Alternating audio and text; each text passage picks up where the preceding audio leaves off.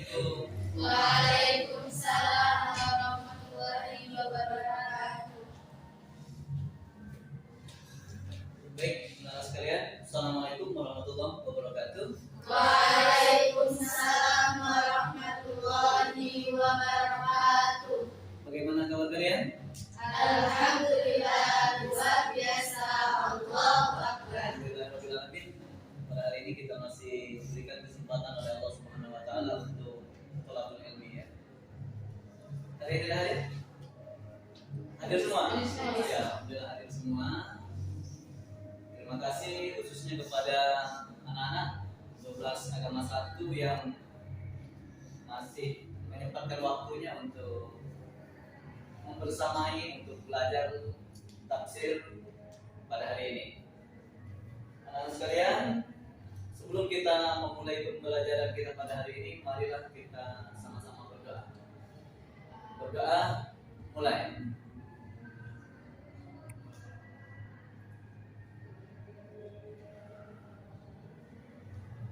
Sudah selesai.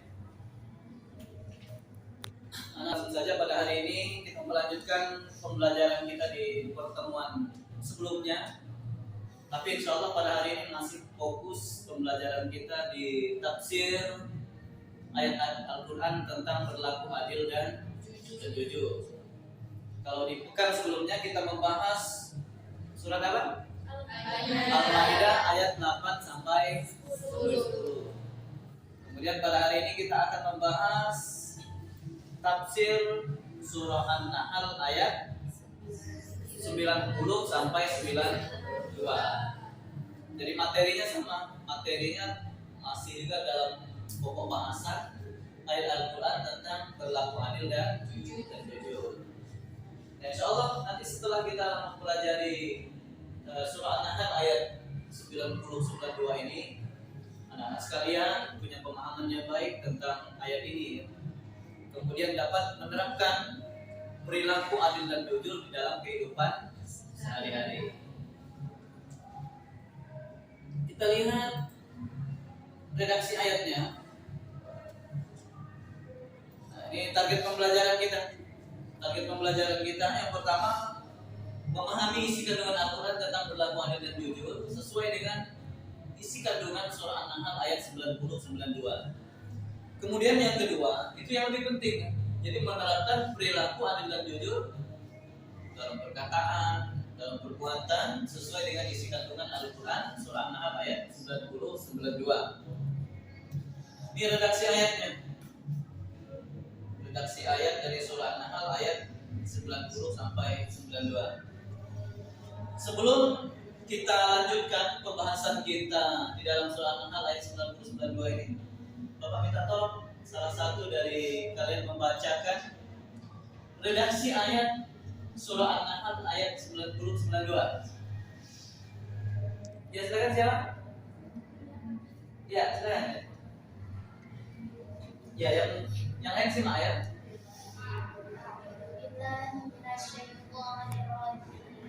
Bismillahirrahmanirrahim. Innallaha ya'murukum bil 'adli wal ihsani wa ita'il qurba wal yanha 'anil fahsya wal munkari wal baghi ya'idukum la'allakum tadhakkarun. Wa awfu bi 'ahdillahi idza 'ahadtum wa la tanqudul aiman ba'da tawkidiha wa qad ja'altumullaha 'alaikum kafilan innallaha ya'lamu ma taf'alun. Wa la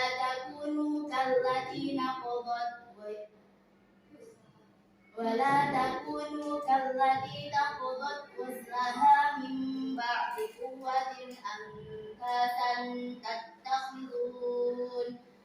tattakhiduna aymanakum dakhalan bainakum an takuna ummatun hiya arba min ummatin innama yablu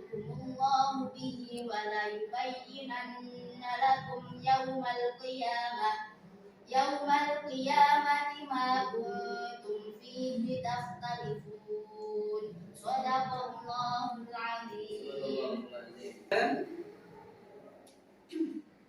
Silakan siapa?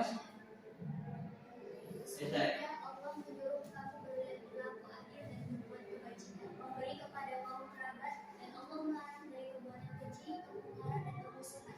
Dia memberi pengajaran kepadamu agar kamu dapat mengambil pelajaran. Dan tepatilah perjanjian dengan Allah apabila kamu berjanji, dan janganlah kamu membatalkan sumpah-sumpah itu. Sesungguhnya meneguhkannya sedang kamu telah menjadikan Allah sebagai saksimu terhadap sumpah-sumpah itu. Sesungguhnya Allah mengetahui apa yang kamu perbuat. Dan janganlah kamu seperti seorang perempuan yang menguraikan benangnya yang sudah ditinai dan kuat menjadi cerai-berai kembali. Kamu menjadikan sumpah atau perjanjianmu sebagai alat penipu di antaramu, disebabkan adanya satu golongan yang lebih banyak jumlahnya dari golongan yang lain. Sesungguhnya Allah hanya menguji kamu dengan hal itu, dan sesungguhnya di hari kiamat akan menjelaskannya kepadamu apa yang dahulu kamu perselisihkan itu. Quran Surat An-Nahl ayat 90 sampai 90. Baik, terima kasih. Nah, sekarang yang sudah membacakan redaksi ayatnya, kemudian juga terjemahannya. Nah, untuk lebih jelasnya, sebelum Bapak menjelaskan tentang tafsir surah An-Nahl ayat 92 ini, anak-anak sekalian silahkan lihat video yang akan membahas secara rinci tafsir surah An-Nahl ayat 92. Silakan. Ya, silakan ada gitu. Innallaha ya'muru bil adli. Sesungguhnya Allah memerintahkan untuk berlaku adil. Memerintahkan siapa? Dalam ayat ini memerintahkan manusia. Memerintahkan manusia itu apakah orang-orang beriman saja? Tidak, seluruh manusia. Jadi semua manusia beriman atau tidak beriman mestilah berlaku adil. Sebab berlaku adil itu mendatangkan kebaikan. Maka semua manusia tanpa terkecuali diperintahkan untuk berlaku adil. Maka orang-orang yang bukan Islam pun juga mesti berlaku begitu. Dalam zakat yang dikeluarkan juga begitu. Ini dalam ibadah. Berlaku adil dalam akhlak. Dalam akhlak ini kaitan dengan sifat, jujur, apalagi yang lain, umpamanya kesungguhan. Baik, anak sekalian, itu video yang menjelaskan tentang tafsir surah An-Nahl ayat 90. Anak sekalian nanti dapat menyimpulkan, mengambil kesimpulan dari apa yang disampaikan oleh Ustaz Dr. Mustafa Umar LCMA tersebut tentang mana-mana berlaku adil, apa yang adil, ya. Adil dalam hal apa saja, ya. Apa tugas kita sebagai khalifah ini, ya. Kemudian untuk selanjutnya kita lihat asbabun nuzul dari surah An-Nahl ayat 90. Kita lihat asbabun nuzulnya. Asbabun nuzul surah An-Nahl ayat 92. Yang pertama diriwayatkan oleh Ibnu Jarir At-Tabari yang bersumber dari Quraibah bahwa ayat ini An-Nahl ayat 91 turun sebagai perintah untuk mematuhi baiat kepada Nabi Sallallahu Alaihi Wasallam. Baiat itu apa baiat? Janji, ya. Jadi janji, baiat itu sama dengan janji setia kepada Rasul, ya. Misalnya di dalam Al-Quran itu dijelaskan bagaimana ayat-ayat yang menjelaskan tentang baiat, janji setia kepada Rasul. Tentu ini bagi orang-orang yang baru masuk ke dalam agama Islam. Mereka berjanji berbaiat kepada Rasulullah SAW dan Allah yang menjadi saksinya bahwa mereka akan setia kepada Allah dan Rasul. Itu juga perilaku adil, kan? Jadi menepati janji kepada Allah kepada Rasulnya adalah salah satu contoh dari perilaku adil. Maka dijelaskan oleh Imam Ibnu Jarir At-Tabari bahwa salah satu asbabun nuzul surat ini turun adalah baiat orang-orang yang baru masuk Islam. Kemudian yang kedua, kaum muslimin yang jumlahnya masih sedikit itu telah mengadakan perjanjian yang kuat dengan Nabi di waktu mereka melihat orang-orang Quraisy berjumlah banyak dan berpengalaman cukup. Lalu timbullah keinginan-keinginan mereka untuk membatalkan perjanjian dengan Nabi Sallallahu Alaihi Wasallam. Maka perbuatan yang demikian itu dilarang oleh Allah Subhanahu Wa Taala. Ini juga berkaitan dengan perjanjian yang kuat dengan Nabi. Jadi perjanjian kuat dengan Nabi itu diibaratkan misaqatul ghaliza ya. Jadi misaqatul ghaliza itu di dalam Al-Qur'an disebutkan berapa kali? Misaqatul ghaliza berapa kali? Orang yang nikah, orang baru nikah itu disebut misaqatul ghaliza, perjanjian yang kuat teguh karena diikat oleh pernikahan. Yang kedua adalah Allah mengambil perjanjian kepada Nabi Musa alaihi salam dengan istilah juga misaqatul ghaliza. Artinya ikatan yang tidak mungkin lepas. Makanya misaqatul ghaliza, ikatan yang kuat. Jadi di waktu mereka melihat orang Quraisy itu jumlahnya banyak, sama seperti di peristiwa Badar itu ya. Peristiwa Badar itu berapa di perbandingan berapa? Berapa kaum muslimin, musuhnya berapa? 300 banding 1000 ya. Jadi di peristiwa Badar itu adalah perbandingan jumlah pasukan kaum muslimin 300 banding 1000. Siapa yang tidak gentar kan? Musyrikin peralatannya lengkap. Sedangkan kaum muslimin jumlahnya sedikit. Tetapi tidak jarang yang jumlah sedikit ini dimenangkan oleh Allah Subhanahu wa Ta'ala kalau mereka taat kepada Allah dan Rasul. Kemudian asbabun nuzul yang ketiga diriwayatkan oleh Imam Ibnu Hatim yang bersumber dari Abu Bakar bin Abi Hafs bahwa Sa'idah adalah seorang gila yang kerjanya hanya mengepang dan mengurai kembali rambutnya yang berulang kali. Ayat ini ayat 92 turun sebagai perumpamaan bagi orang yang selalu mengikat janji tapi tidak menepatinya. Jadi salah satu asbabun nuzulnya adalah di masa itu ada seorang yang poligiji, apa? Orang dalam gangguan jiwa. Jadi dia itu kerjanya sehari-hari ya ngepang rambut itu, kemudian dilepasnya lagi, dikepang lagi. Apa? Kalau bahasa kita ngepang itu kuncit ya, menguncit rambut, kelabang. Jadi ibarat itu orang yang mau minta sesuatu, kemudian setelah pintalannya itu selesai, dia urai lagi. Jadi itu pekerjaan yang sia-sia, perumpamaan bagi orang yang selalu mengikat janji tapi tidak menepatinya. Alangkah sia-sianya perbuatan tersebut. Kemudian anak-anak sekalian, dari beberapa penjelasan yang telah Bapak jelaskan tadi, silakan anak-anak sekalian untuk membuat satu kesimpulan tentang isi kandungan ayat dari surah An-Nahl ayat 90 sampai 92. Jadi Bapak sudah siapkan lembar kerjanya.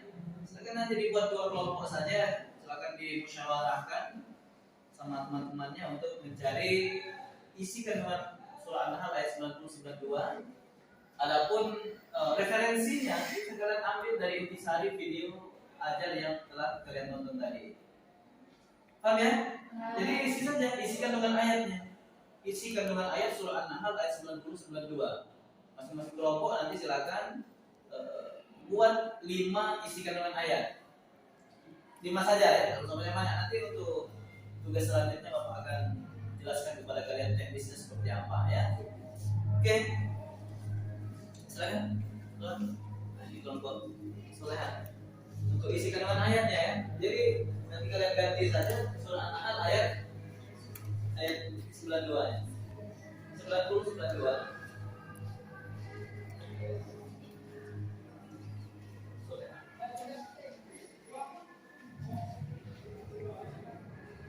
Ya kalian lihat dari intisari dari ayat tadi.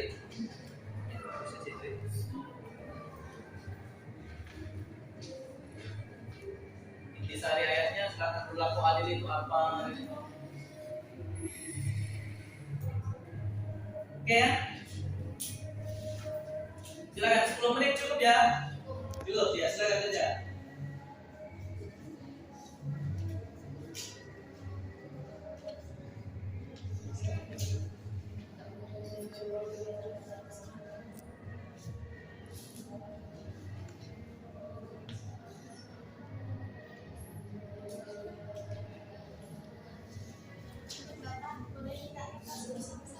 Terus kosong, boleh.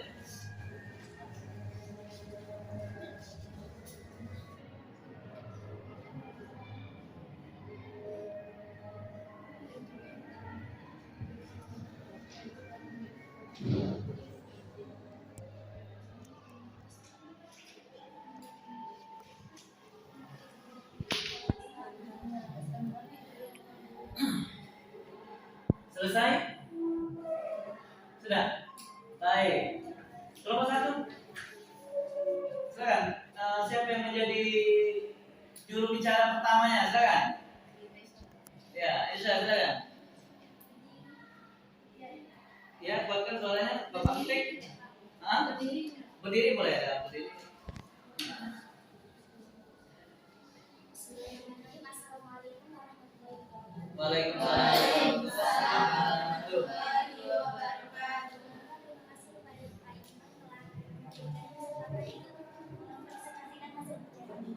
Baiklah, dalam Quran surat An-Nahl ayat 90 sampai 92, hasil diskusi kami itu mendapatkan ada di sini ada beberapa perintah Allah dan juga larangan Allah. Perintah Allah yang pertama tentunya adalah untuk memerintahkan kepada seluruh manusia untuk berbuat adil. Definisi dari adil itu sendiri adalah seperti yang video pertama tadi adalah tebusan. Maksudnya tebusan dari orang yang memberi kepada yang diberi. Artinya orang yang memberi itu memiliki hak atas apa yang dia beri tadi. Misalnya seperti Allah adalah yang menciptakan kita, yang memberikan kita segala banyak karunia. Maka kita wajib untuk memenuhi hak Allah, yaitu beribadah kepada Allah. Di sini jujur itu ada dalam beberapa hal. Jujur dalam sifat, yakni dengan bersifat jujur, adil, menepati janji dan sebagainya. Jujur dan adil dalam akhlak. Lalu dalam ibadah, yaitu melaksanakan segala ibadah yang Allah berikan. Kemudian di sini perintah Allah selanjutnya adalah berbuat kebajikan. Segala bentuk kebajikan, baik berupa ibadah ataupun antar sesama manusia, di mana itu mengandung nilai kebajikan, maka disebut kebajikan. Yang selanjutnya memberi kepada keluarga yang lebih dekat. Maksudnya adalah memberi kepada orang yang lebih dekat dulu dengan kita. Kemudian orang lain, baik itu memberi berupa harta ataupun bantuan. Selanjutnya adalah memenuhi janji. Tentu saja kita tidak boleh untuk melanggar janji. Kebanyakan di zaman sekarang ini, misalnya kata insya Allah Pak, insya Allah itu sering sekali orang menyalahgunakannya. Misalnya janjian mau datang jam 2, insya Allah saya datang jam 2, tapi datangnya jam 4 misalnya. Sering disalahartikan maksud dari kata insya Allah itu. Kemudian mengandung larangan yang pertama, larangan berbuat keji. Berbuat keji ini sudah pasti mungkar, tapi tingkatnya lebih tinggi lagi. Misalnya perbuatan zina, LGBT dan sebagainya. Lalu melarang orang untuk berbuat mungkar. Mungkar ini perbuatan yang buruk, tapi belum sampai ke tingkat yang keji. Misalnya berbuat bohong dan perbuatan yang buruk lainnya. Lalu permusuhan, banyak sekali orang di zaman sekarang itu melakukan permusuhan, bahkan sesama orang Islam. Misalnya Pak, banyak sekali dari golongan NU dan Muhammadiyah, mereka banyak sekali mengutamakan golongan masing-masing dan menyalahkan golongan yang lainnya. Padahal Islam itu satu dan perbedaan mazhab bukanlah alasan untuk dijadikan sebagai permusuhan. Iya. Terima kasih. Iya, baru dengan pemaparan dari kamu. Jadi yang pertama itu adalah perintah untuk berlaku adil dan beberapa perintah Allah Subhanahu Wa Taala, berbuat kebajikan. Kalau memberi misalnya kan, memberi kepada siapa dulu tadi? Keluarga yang terdekat, zawil kurba kan? Zawil kurba. Kemudian memenuhi janji. Janji ini ya. Ya ayyuhalladzina amanu aufu bil uqud misalnya kan? Penuhilah janji itu. Kemudian larangan yang lain, larangan untuk berbuat keji. Keji itu disebut apa dari pasal Qurannya? Fahsya ya. Fahsya itu biasanya dorongan yang berdasarkan nafsu atau syahwat. LGBT, zina, bohong, itu keji ya. Jadi sumbernya syahwat, nafsu, dan sebagainya kan. Kemudian larangan untuk berbuat munkar, berkelahi ya munkar, ya. Apalagi mencuri, perbuatan munkar juga. Jadi banyak hal yang dilarang oleh Allah Subhanahu Wa Taala. Kemudian selanjutnya larangan untuk bermusuhan, larangan untuk bermusuhan. Jadi Allah Subhanahu Wa Taala melarang untuk bermusuhan. Jadi jalinlah silaturahim itu selama kita bisa untuk menguatkan silaturahim itu. Ya, terima kasih kelompok 1 sudah memaparkan hasil dari diskusi ini. Kelompok 2 silakan. Warahmatullahi wabarakatuh. Waalaikumsalam. Sebelumnya terima kasih untuk Pak Imron karena telah memberikan kesempatan untuk kelompok kami mempresentasikan isi kandungan Al-Quran Surat An-Nahl ayat 90 sampai 92. Nah, dalam Al-Quran Surat An-Nahl 90 sampai 92 ini terdapat larangan dan juga perintah Allah. Adapun perintahnya yang pertama untuk berbuat adil. Seperti yang telah disebutkan kelompok 1 tadi, adil dalam hak Allah. Allah telah memberikan kita hidup dan kita juga harus membalasnya dengan beribadah, berbuat kebaikan.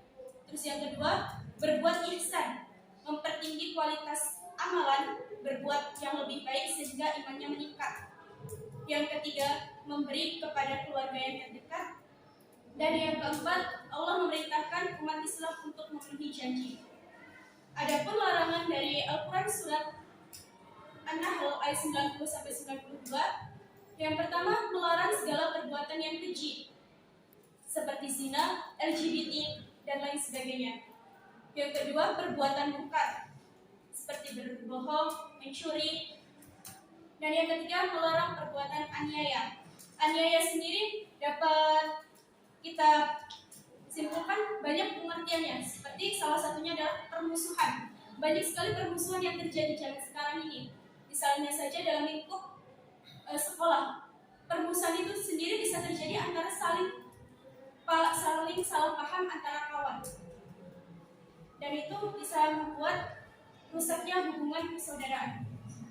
Sekian, terima kasih. Baik, terima kasih kelompok 2 yang telah mempresentasikan slide PPT yang sudah disimpulkan oleh kawan-kawan kalian. Kelompok 2 isi kandungan ayat dari kelompok 2 yang telah disimpulkan. Jadi ada beberapa hal ya, ada beberapa hal juga lebih kurang sama dengan kelompok 1 tadi. Artinya pemahamannya sudah baik. Jadi ada hal baru yang Bapak temukan di sini ya. Misalnya berbuat ihsan. Ada yang tahu apa itu ihsan? Berbuat ihsan itu apa? Amalan yang mempertinggi kualitas amalan sehingga meningkatkan iman. Mempertinggi kualitas amalan sehingga meningkatkan iman. Itu bahasa yang sangat filosofis sekali ya. Tapi ini maksud ihsan yang paling utama itu pernah satu ketika Rasulullah itu dalam satu halaqah dengan para sahabat ya, dijelaskan di hadis arba'in ya. Di dalam satu halaqah itu tiba-tiba datang seorang tamu yang asing bagi para sahabat. Anehnya tamu itu pakaiannya putih, bersih, tapi perawakannya asing, mukanya asing, tidak pernah dilihat.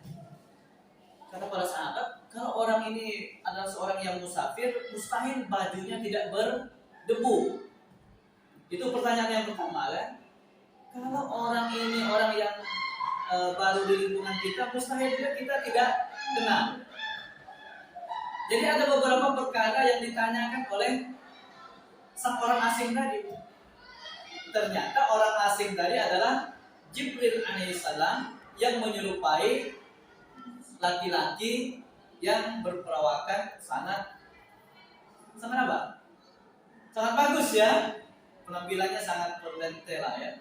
Sangat necis ya, pakaiannya putih bersih ya. Sehingga tidak ada satupun debu yang kelihatan nempel di pakaiannya itu. Jadi salah satu pertanyaannya adalah apa itu iman? Itu pertanyaan kepada Rasul dia. Jibril alaihissalam, apa itu iman? Kemudian Rasul menjelaskan, apa itu Islam? Kemudian Rasul menjelaskan. Kemudian apa itu ihsan? ihsan itu kalau menurut definisi dari Jibril alaihissalam, ihsan itu seolah-olah kalau kita beribadah seolah-olah kita melihat Allah Subhanahu wa taala. Kalaupun kita tidak bisa melihatnya dan memang kita tidak bisa melihatnya, seolah-olah Allah yang melihat kita. Jadi seolah-olah Allah itu punya CCTV yang selalu memantau kegiatan kita, aktivitas kita. Bagus, ihsan itu artinya berbuat amal untuk meningkatkan kualitas iman. Ihsan artinya hasan kan? Asal kata kan hasan kan? Sesuatu yang baik. Ada definisi lain, misalnya yang berkaitan dengan perbuatan ihsan. Contoh, misalnya ada kadang-kadang tukang bangunan lah ya, yang buat kantor ini misalnya ya. Pada saat dia menerima gaji, misalnya harian, gaji tukang itu misalnya 90.000 per hari. Kita kasihkan gaji itu, kita kasihkan gajinya 100.000. Nah, kelebihan dari gaji itu disebut perilaku ihsan. Seharusnya dia menerima 90.000, tapi kita kasih 100.000, itu contoh ihsan. Paham ya? Jadi itu ihsan. Jadi ihsan itu artinya berbuat baik melebihi kapasitas yang diharapkan. Jadi kualitasnya lebih lah ya. Paham ya? Nah, kemudian untuk di akhir pembelajaran kita ada yang ingin ditanyakan lagi atau dimusyawarahkan, silakan. Ada yang belum jelas dari pemaparan dari kawan kalian, kemudian juga pemaparan yang telah Bapak sampaikan tadi. Silakan. Sudah jelas? Jelas? Jelas ya?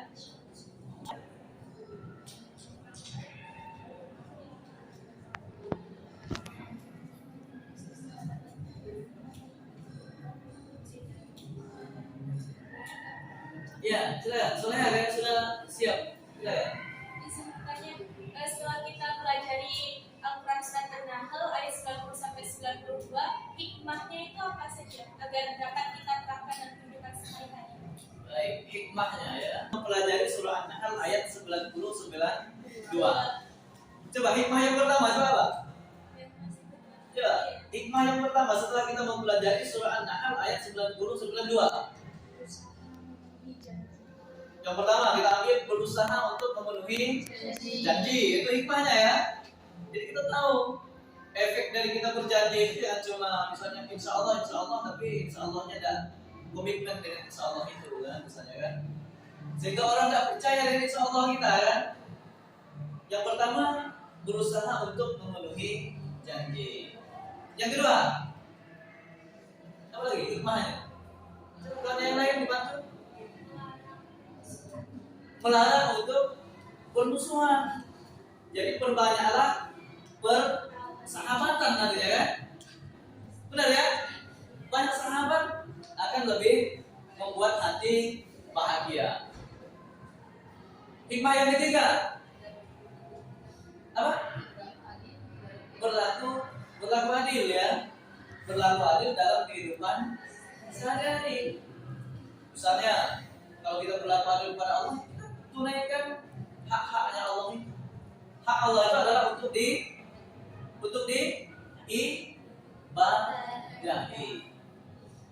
Jadi haknya Allah untuk diibadahi. Mungkin juga untuk pada diri kita berlaku adil ya, datang ke sekolah ya untuk belajar. Masih ada yang lain? Meningkatkan takwa, itu jelas ya, takwa.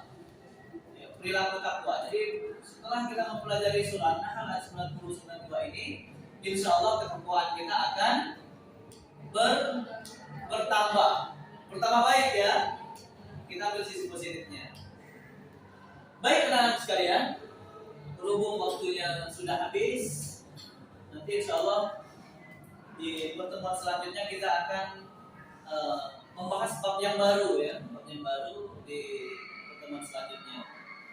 Insyaallah pada hari ini kita sudah tuntas membahas tafsir surah An-Nahl ayat 90 sampai 92. Nanti silahkan kalian kerjakan tugas-tugas yang akan Bapak kirimkan lewat WA group kita ya. Nanti silahkan dibaca saja di WA group itu tugasnya, bagian tugasnya seperti apa. Kemudian nanti kalian kirimkan juga jawabannya via WA group itu. Nanti menjawab tugas-tugasnya bisa kalian musyawarahkan antar teman. Baik, jelas ya? Jelas. Alhamdulillah pada hari ini kita akhiri pembelajaran kita dengan sama-sama mendapatkan dapat hamdalah.